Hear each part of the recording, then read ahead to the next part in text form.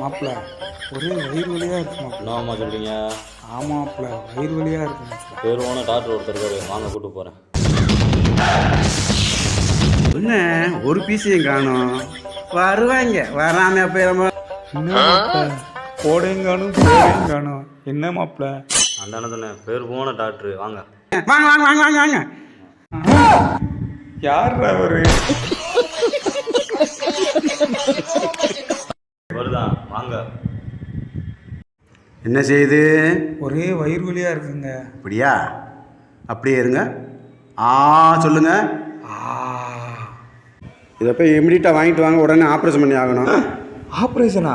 ஆமாங்க, குடல் வெந்து போய் கிடக்கு, அழுகி போய் கிடக்கு. ஒரு 5000 ரூபா ஆகும். ஆமாங்க, 5000 ரூபா எனக்கு, 1 ரூபா உங்க மாமாவுக்கு.